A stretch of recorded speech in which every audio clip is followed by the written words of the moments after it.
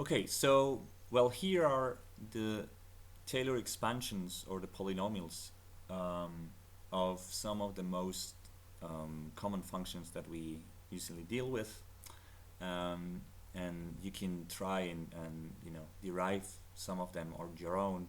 But so we've done this in the previous video with 1 plus x to the alpha, um, but then we can have all of this, right? So um, the logarithm of 1 plus x is x minus x squared over 2 plus x squared over 3 and so forth. E to the x is 1 plus x um, plus x squared divided by 2 factorial, so on, okay? You don't need to learn them, all of them, right, from memory, right? Well, a few of them are important, right? So for instance, e to the x is the sum from k equals 0 to n of x to the k divided by k factorial plus small o of x to the n, right? So this is a very basic one, right?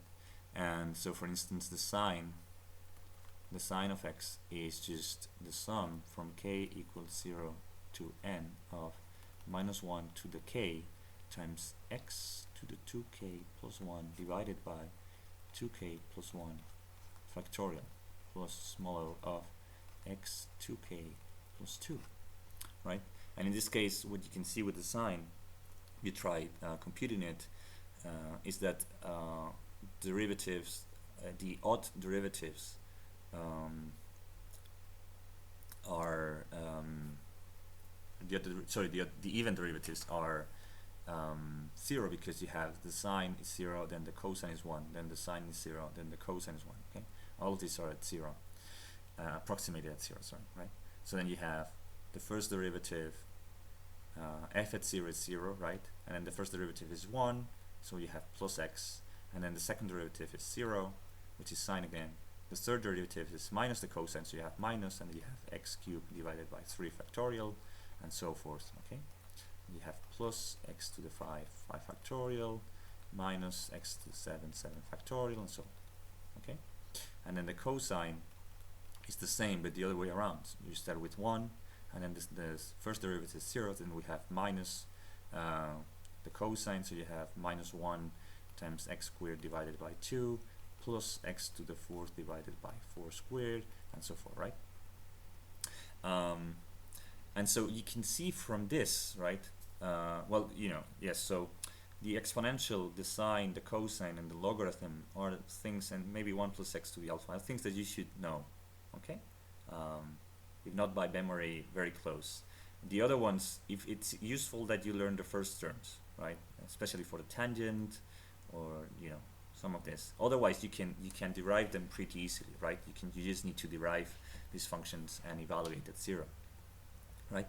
Now, what I wanted to say, that from here you can see now all of these equivalences that we have been saying, right? So we have e to the x is 1 plus x plus blah blah blah, right? And we have always been saying, so this is small o of x, for instance, right? We have always been saying that e to the x minus 1 is approximately equivalent to x. Well, you have it here, right? E to the x minus 1 is x plus the small o of x. You get it here, right? Now it's the same with the logarithm. The logarithm of 1 plus x is x plus things that are small o of x. The sine is x plus things that are small o of x cubed. The cosine minus 1 is minus x squared over 2 plus things that are small o of x squared, and so on and so forth, okay? So you see all the asymptotic equivalences that we have been working with before arise naturally when you work with Taylor polynomials. And not only that, you can improve on them, right? You can say that the sine is approximately equivalent to x minus x cubed over 3 factorial, because sometimes in computing some limits, that extra factor is going to be needed, right? And that's what we're going to do in this video, is to actually see how we can compute limits using Taylor's polynomial, right?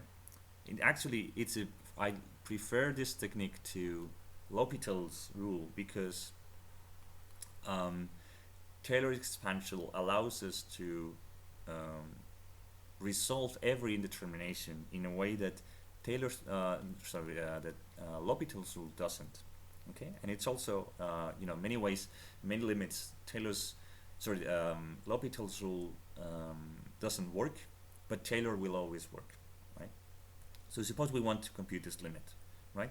Well, how do we approach this working with Taylor's polynomials? Well, what we can do is we know that we have x squared in the denominator, right? So we want to expand these functions in the numerator up to x squared, and then we don't care about terms of small o of x squared, right? Because if we have small o of x squared divided by x squared, the limit of this is going to be 0. Okay, that's the definition of a small o of x squared, right? So let's see how we can expand that, right? Let's see the table. The cosine is 1 minus x squared divided by 2 plus small o of x squared. Now e to the x is 1 plus x squared divided by 2 plus small o of x squared, right? So now with that information, we can go here and say this is the limit when x goes to 0 of 1 minus x squared divided by 2. We can write the small o of x squared later, minus 1 minus x plus x squared over 2, and then we have plus x, and all of this plus small o of x squared. All of this divided by x squared, right? And now so here we have 1 cancel out, x cancel out, and we have x squared and, sorry, this is minus x squared, yes. Minus x squared divided by 2, right? So we have the limit when x goes to 0 of minus x squared plus small o of x squared divided by x squared. So this is going to be two different limits, right? The first limit is going to be minus 1, and the second limit is the limit when x goes to 0 of the small o of x squared divided by x squared.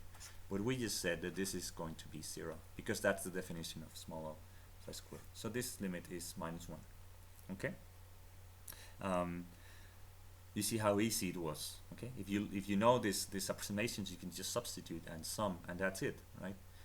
In this case, you could have applied L'Hopital's rule, but you would have needed to differentiate twice, right? In this case, you just need to do one approximation, and that's it, right? Okay, let's do another example. So we have the limit when x goes to 0 of e to the x minus the cosine of x divided by the sine of x squared. Okay, so here, yeah, we have done this before using L'Hopital's rule. You have to differentiate twice. Now here we can have again. What do we have in the denominator? Well, we know that the sine of y is y plus small o of y, right? And if we call y x squared, we know that the sine of x squared is x squared plus small o of x squared, right? So we can actually approximate everything in the numerator by up to small o of x squared, right? So we have done this before. E to the x is 1 plus x squared divided by 2 minus x, and then the cosine is minus 1 plus x squared divided by 2 plus small o of x squared divided by squared plus small o of x squared. And this is equal to 1 and 1 cancel out, x and minus x cancel out, and we have again x squared plus small o of x squared divided by x squared plus small o of x squared, right? And so yeah, you can either divide everything by x squared, or you can really see that this limit is going to be 1, right? You can separate the two things. Yeah, how to say this, right? This is going to be 1, right?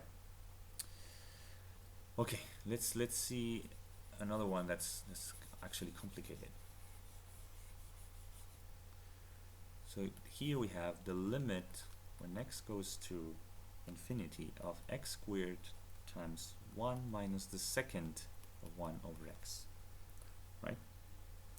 And again, in many cases when we deal with limits when x goes to infinity and 1 over x, we can change the variable to y equals 1 over x.